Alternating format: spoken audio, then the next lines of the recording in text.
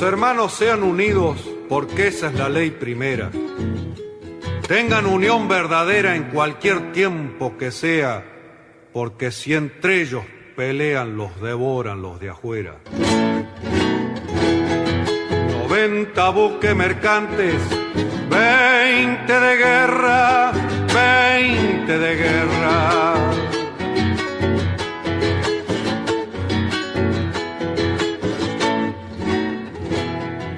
Vienen pechando arriba las aguas nuestras, las aguas nuestras.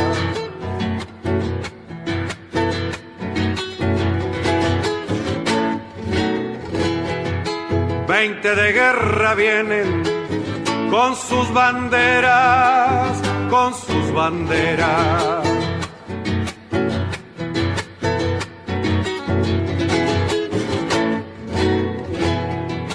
Pucha con los ingleses, quien los pudiera, quien los pudiera, que lo tiro a los gringos, Unigran 7, navegar tantos mares, venirse al cohete, que digo venirse al cohete. Buenas tardes, queridos oyentes.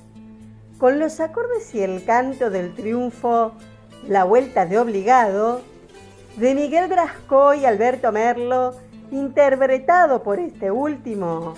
Hoy, 4 de agosto, damos comienzo al programa 256 de Obligados a Volver. Programa que se transmite todos los miércoles y sábados a las 18 horas por nuestra página en Facebook, Obligados a Volver, programa radial.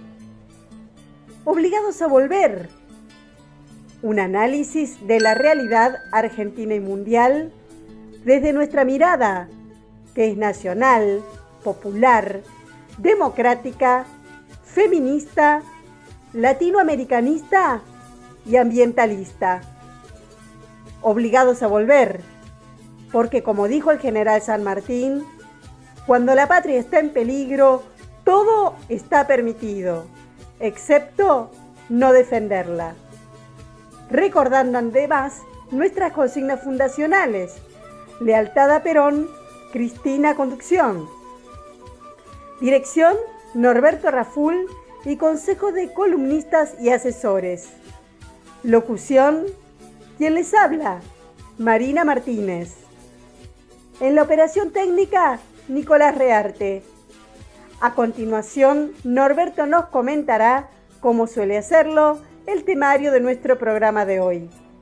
Buenas tardes, Norberto. Buenas tardes, Marina. Buenas tardes a todos, todas y todes los oyentes de Obligados a Volver. Programa número 256, correspondiente al miércoles 4 de agosto. Como es habitual, lo organizamos en dos bloques. El primer bloque se inicia con las efemérides históricas que prepara Edgardo Malgiota. Le siguen las operetas del Grupo Comuna, con la información de los comentarios políticos de la prensa hegemónica cerrada al domingo primero, y luego la columna de política nacional de Carlos Solubica. Cerramos con un tema musical correspondiente a RS Positivo, y tras una breve pausa para informar sobre nuestros otros medios de comunicación, pasamos al segundo bloque, que arranca con el presidente de México, Manuel López Obrador. Presenta, su postura sobre el bloqueo a Cuba y la formulación de un nuevo organismo internacional que reemplace a la OEA. A continuación, Silvia Agostinis, de la columna de Hábitat y Vivienda, desarrolla el vecindario de Costanera Sur. Y luego viene nuestro columnista invitado, Pablo Inalef, poeta, escritor, historiador y gestor cultural mapuche, que nos presenta su columna Desde la mirada ancestral. Cerramos entonces el bloque y el programa con otro tema musical de RS Positivo. Dicho esto, ¿qué te parece, Edgardo, si arrancamos con las efemérides? conocer el pasado para iluminar el presente y construir el futuro. Efemérides correspondientes a la semana que se inicia. 4 de agosto de 1976. Muere, víctima de un atentado, Monseñor Enrique Angelelli, obispo de La Rioja. Luchó por los derechos humanos y se opuso a la dictadura. Su martirio, el de los sacerdotes Carlos de Dios Murias y Gabriel Longoville, y el del militante católico Wenceslao Pedernera, todos ellos colaboradores del obispo y asesinados, los ha llevado a la beatificación por parte del Papa Francisco en abril de 2019 por su adhesión a la fe cristiana. Cuando en 1968 asumió el obispado de La Rioja, Angelelli afirmó: «No vengo a ser servido sino a servir a todos, sin distinción alguna, clases sociales, modos de pensar o de creer. Como Jesús, quiero ser servidor de nuestros hermanos los pobres». En 1975 escribió: «Hay que descubrir dos cosas, que para servir hay que tener el oído atento, siempre puesto a lo que dice el Evangelio y a lo que dice el pueblo, y guardar fidelidad a ambas cosas».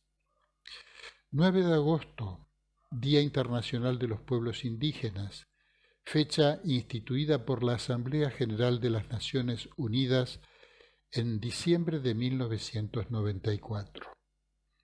Continuando ahora con nuestro programa, vamos a escuchar un repaso a los comentarios políticos de la prensa hegemónica, las operetas al 1 de agosto, que prepara Comuna, Comunicadores de la Argentina.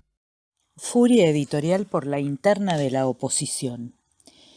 El intenso trabajo de los medios contra el Frente de Todos con vista a las elecciones se ve perjudicado por las internas en la coalición opositora, que recibe una furiosa andanada de reproches. En varias columnas hay lamentos y pronósticos apocalípticos porque los choques en público no permiten aprovechar la prédica editorial diaria contra la marcha de la vacunación y la situación económica. El fatalismo llega a extremos impensados hasta hace pocas semanas. La Nación se anima a culpar al PRO, la UCR y la coalición cívica de ser ellos mismos los que pueden convertir a Argentina en Venezuela, por ineficacia en el combate al peronismo. El mismo diario ve venir una hecatombe nacional con la especulación o deseo de unas elecciones con alto nivel de abstención. La honda decepción en Clarín, Infobae y La Nación tuvo su punto de partida por el cierre medianamente calmo de las listas del Frente de Todos, lo cual dejó otra vez en ridículo los pronósticos reiterados sobre la destrucción de la coalición oficialista que vienen siendo repetidos desde mayo de 2019. Frente a esto, se desata una suerte de rabieta discursiva. La unidad oficialista es supuesta, escribió Van der Koy en Clarín el domingo, después de que Infobae la había rotulado de extraña el sábado. El radical Manes, de quien Clarín había dicho que reunía multitudes y estaba en condiciones de emular la epopeya de Raúl Alfonsín en 1983, empezó a reconocer el destrato mediático. Roa le reprochó especialmente la advertencia al PRO por el uso de fondos públicos de la ciudad para favorecer a Santilli en la provincia de Buenos Aires. Un golpe al hígado, lo rotuló González en el mismo diario. Este redactor llama a los opositores a pensar si el ganador de esta interna estará en condiciones de reunir votos contra el Frente de Todos. La descarga llegó también al gobernador Morales, pues su apoyo a Manes en la batalla contra el PRO es atribuido a su cercanía con Sergio Massa. Las corporaciones mediáticas, acostumbradas a diseñar discursos y enunciados que de inmediato son copiados fielmente por el macrismo y sus socios, fueron amonestados también por Jacqueline en La Nación. Les exige que piensen si con sus disputas no terminarán siendo responsables de que Argentina se vuelva Venezuela por la ineficacia en la acción para batir al peronismo. Por supuesto, la peor parte se la lleva Manes, por su advertencia sobre el uso de fondos en campaña. Inadmisible, estampó el redactor, quien dice que esa clase de acusación debe ser reservada exclusivamente al kirchnerismo. Todo esto salpimentado con condenas como lamentable espectáculo, conventillo, golpes bajos, que alejan la misión de frenar al kirchnerismo. La enumeración de títulos, opiniones y rumores sobre la interna del Frente de Todos no sale de la rutina de siempre. La ruptura no ocurre exclusivamente, dicen, por el arte de una simulación. Esto desemboca en la agitación de los fantasmas más aterradores para el público cautivo, expresada en el título de la columna principal de Clarín el domingo. La cámpora se come al peronismo. Fue un capítulo más en el esfuerzo por dar el peor panorama posible del oficialismo. Clarín ya había usado tonos muy dramáticos el sábado cuando publicó que el peronismo parece un partido soviético. ¿De quién es la frase? Ninguna fuente identificada por el redactor. Es que se ve que las fuentes periodísticas vienen escaseando. Para imponer la idea de un gobierno sometido por el caos y los enfrentamientos, el mismo diario lanzó una larga lista de nombres de supuestos candidatos a ministros. Así, Carelli Lynch relató el viernes, con notable sagacidad y precisión periodísticas, que en una casa rosada casi vacía alguien mencionó a Gustavo Vélez. La decisión del ministro Rossi de competir en Santa Fe es la excusa servida en bandeja para este relato, y como casi todos los pronósticos agoreros vienen derrumbándose, las notas políticas los difieren para después de las elecciones. Así como Morales Solá ya escribió que tras la votación habrá una devaluación catastrófica, Rodríguez Yebra ve para ese momento que estará en riesgo la estabilidad del ministro Guzmán, cuya caída es preanunciada desde mediados del año pasado. Descorazonado con la oposición, Morales Solá titula y describe una sociedad golpeada por la política. Todas las clases sociales sufren por igual, dice, y la situación es peor que las del 2001, en lo que parece expresar el ímpetu por recuperar el que se vayan todos. La nota amaga con criticar a todos los partidos políticos por igual, pero qué raro. Todos los párrafos, menos uno, van para el oficialismo, con las diatribas de siempre contra las vacunas que se aplican en el país. Solo la última oración es para los opositores, con una muy cuidada selección de responsabilidades. Manes y Morales, dice, no tienen derecho a fragmentar. Larreta debe dejar de lado sus ganas de ser presidente. No menciona aquí ninguna responsabilidad del accionista Macri. Infobae, en tanto, va contra Carrió por el gran favor que le está haciendo al gobierno al enfrentarse a Manes. Un gobierno que, dice como todos los demás, hace todo mal, pero ahora cuenta con la ayuda de la dirigente de la coalición cívica. Prácticamente todos los días hay operaciones contra la Sputnik, de la cual se siguen publicando enfoques que la dan como una vacuna por lo menos insegura, además de las demoras en la provisión. El contenido de este despliegue no necesita interpretación, porque está perfectamente retratado por el músico Ignacio Copani. Dame la Pfizer. Quiero la Pfizer. Esto fue Operetas. Comuna, Comunicadores de Argentina. Facebook, Comunicadores de Argentina. Twitter, @comuna_rg.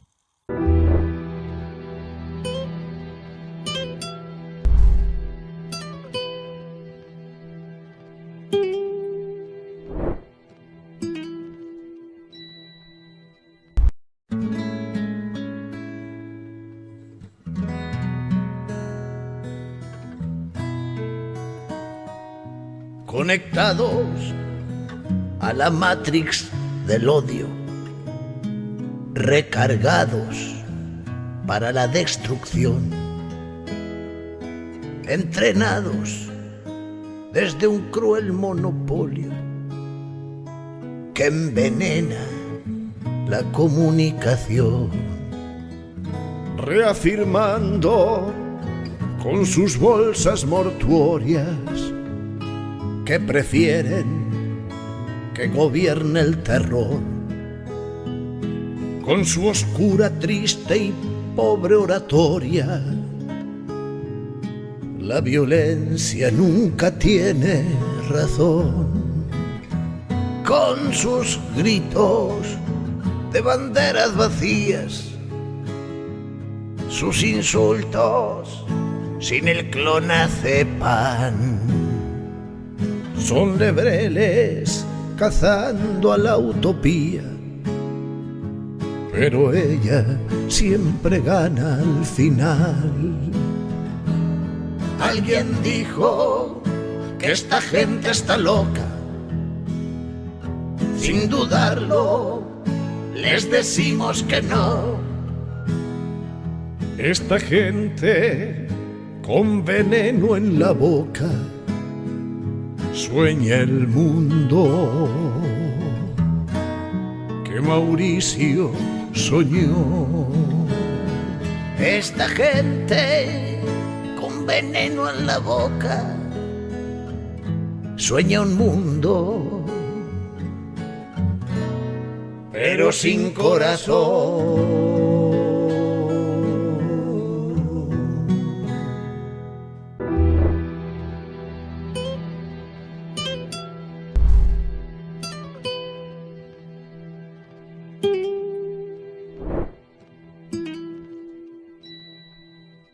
Obligados a Volver se solidariza con Milagros Sala, injustamente detenida desde enero de 2016, y con todas las demás detenidas y perseguidas por el régimen macrista y sus cómplices del sistema judicial, por la pronta liberación de los presos políticos. Antes de continuar con Obligados a Volver, les invitamos a conocer todos nuestros medios de comunicación. Nuestras páginas en Facebook, Obligados a Volver, programa radial, y La Lealtad Política y Cultura, con informaciones e imágenes diarias de los temas tratados en el programa de radio. El grupo de Obligados a Volver, dispuesto para el intercambio de información y debate entre nuestros oyentes. También el rotativo de Obligados a Volver, un servicio cotidiano de noticias, arte, música y buen humor al que se accede adhiriendo a un grupo de WhatsApp. Les recordamos suscribirse a nuestro canal de YouTube Obligados a Volver, donde pueden consultar los programas ya emitidos y material audiovisual en varias listas de reproducción. Y seguimos sumando espacios para compartir con ustedes. Ahora también estamos de lunes a jueves a partir de las 21 horas comentando las noticias más importantes en un nuevo espacio llamado Comentarios Obligados. Los esperamos, como siempre, en nuestra página en Facebook, Obligados a Volver, programa radial.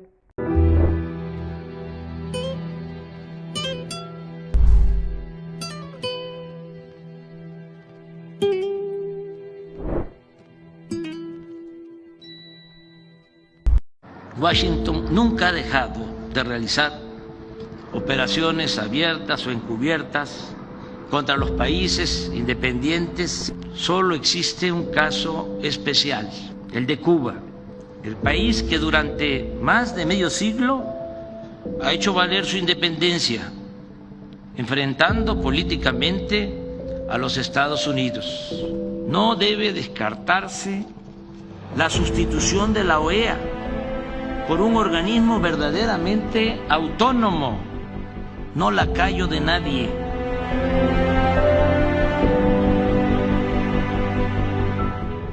La consigna de América para los americanos terminó de desintegrar a los pueblos de nuestro continente y destruir lo edificado, lo material, por Bolívar.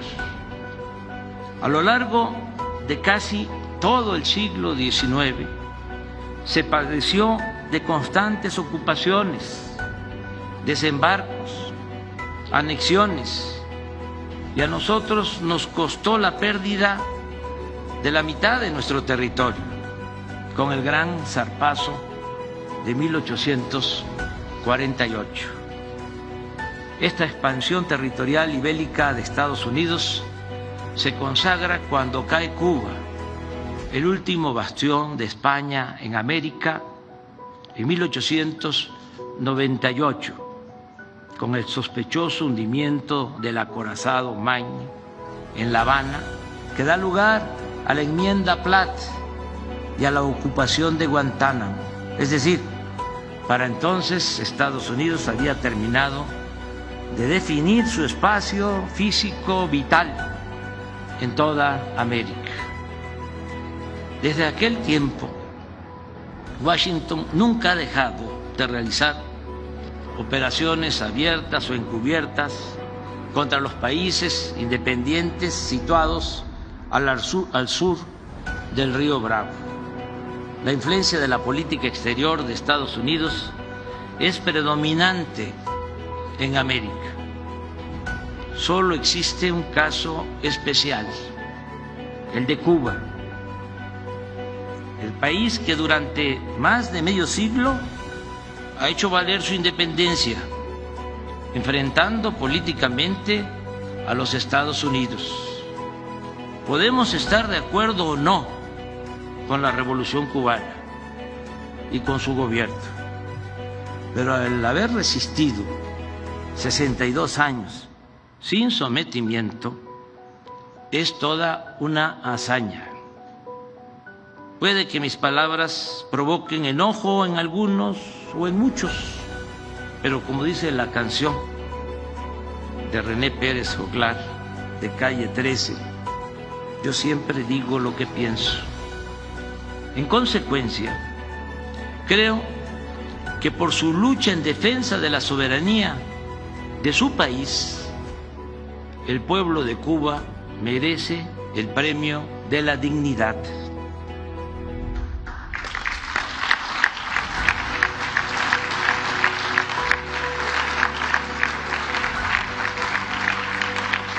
Y esa isla debe ser considerada como la nueva Numancia, por su ejemplo de resistencia. Y pienso que por esa misma razón debiera ser declarada Patrimonio de la Humanidad.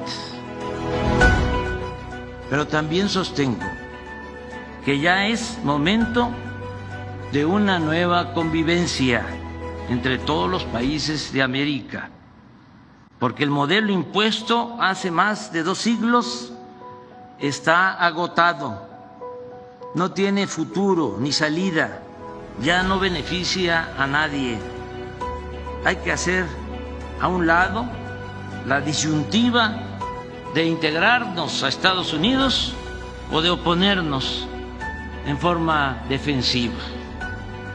Es tiempo de expresar y de explorar otra opción, la de dialogar con los gobernantes estadounidenses y convencerlos y persuadirlos de que una nueva relación entre los países de América es posible. Considero que en la actualidad hay condiciones inmejorables para alcanzar este propósito de respetarnos y caminar juntos sin que nadie se quede atrás. Obviamente no es poca cosa tener de vecino a una nación como Estados Unidos. Nuestra cercanía nos obliga a buscar acuerdos y sería un grave error ponernos con Sansón a las patadas.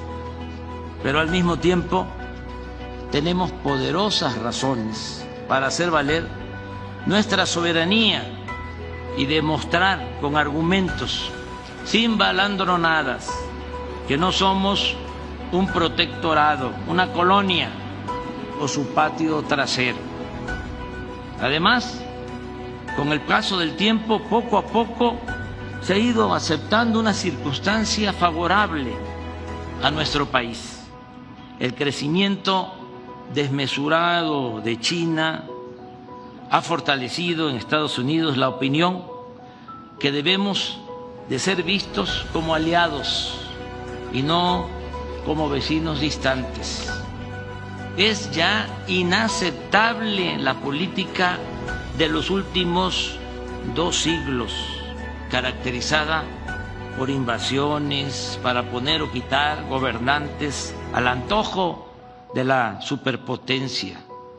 Digamos adiós a las imposiciones, las injerencias, las sanciones, las exclusiones y los bloqueos. Apliquemos en cambio los principios de no intervención, autodeterminación de los pueblos y solución pacífica de las controversias. Iniciemos en nuestro continente una relación bajo la premisa de George Washington, según la cual las naciones no deben aprovecharse del infortunio de otros pueblos. Estoy consciente que se trata de un asunto complejo que requiere de una nueva visión política y económica. La propuesta es ni más ni menos que construir algo semejante a la Unión Europea, pero apegado a nuestra historia, a nuestra realidad y a nuestras identidades. En ese espíritu no debe descartarse la sustitución de la OEA por un organismo verdaderamente autónomo, no lacayo de nadie, sino mediador, a petición y aceptación de las partes en conflicto en asuntos de derechos humanos y de democracia. Mantengamos vivo el sueño de Bolívar. Muchas gracias.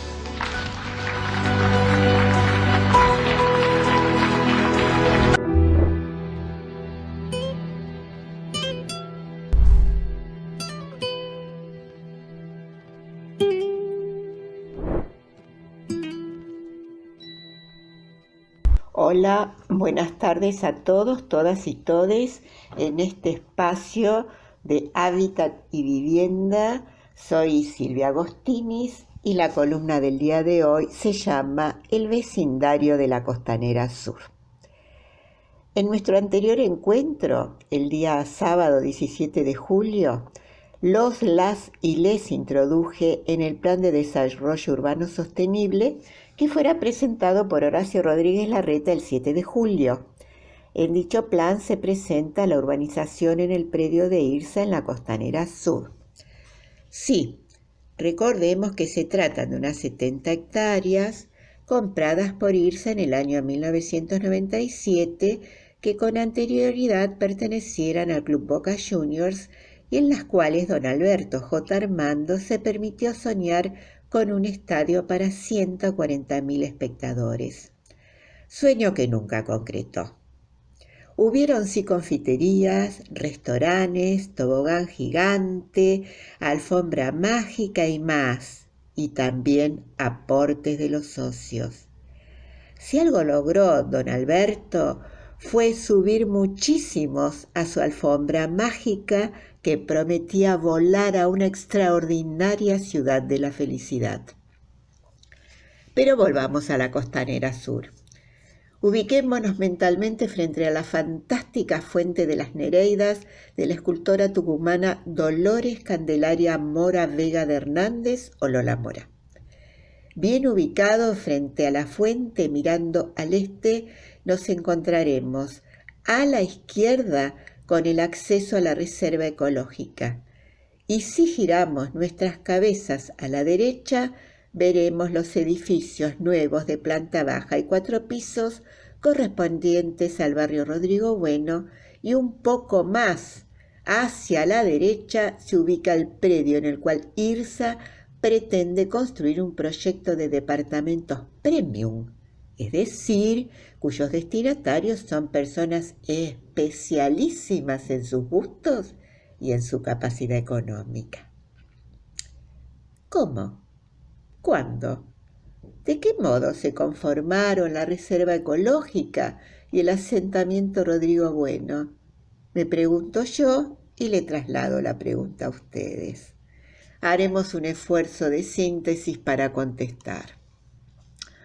Recordemos que fue en 1918 que Hipólito Yrigoyen inauguró el balneario municipal y que todo el paseo era disfrutado por los sectores populares.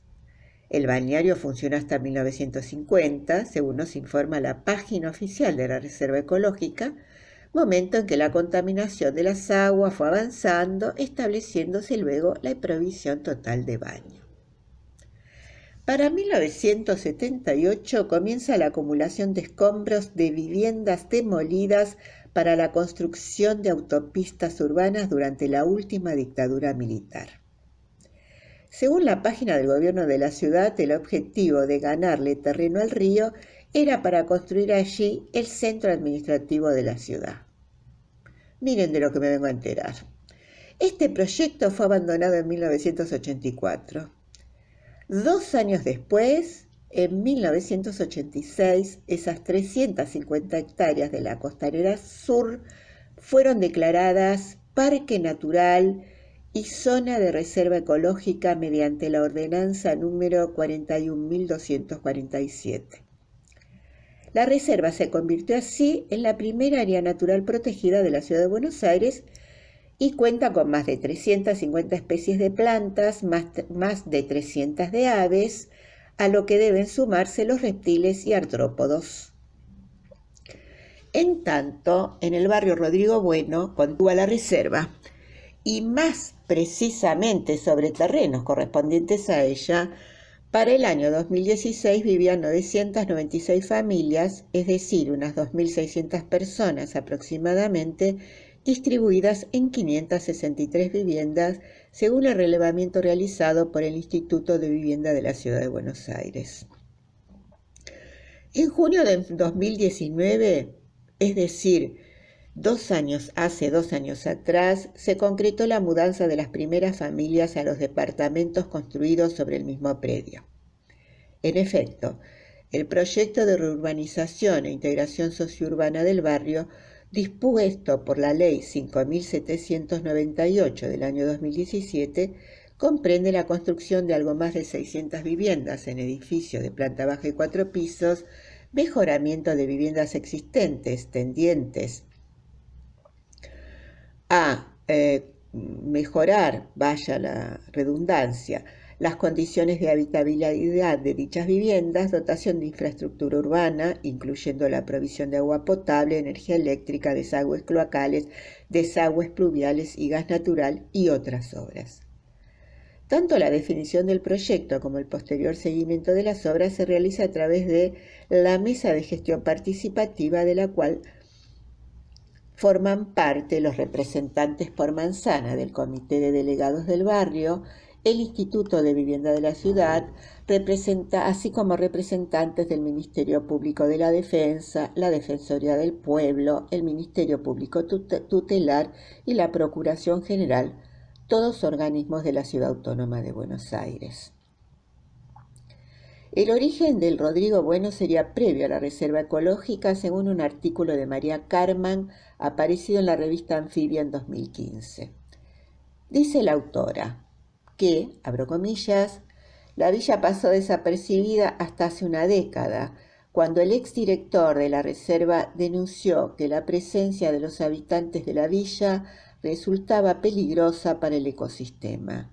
Incapaces de apartarse de sus instintos, ellos estarían impidiendo el libre albedrío animal y vegetal. Repito,